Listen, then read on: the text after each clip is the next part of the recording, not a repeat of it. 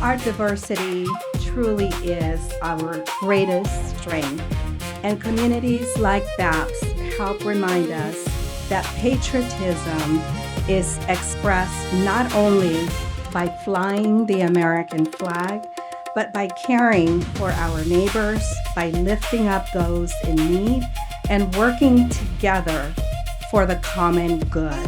And I am grateful to join all of you today to unveil the new Independence Flag Plaza in honor of our country's birthday.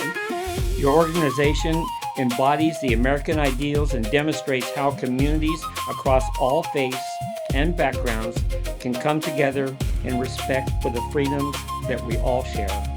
You open your doors to all of us throughout all sorts of different events. You bring together people of all faiths.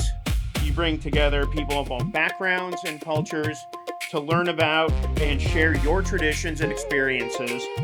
And through the beautiful mandir and the cultural center, you really have an impact on the city of Chino Hills and this whole community.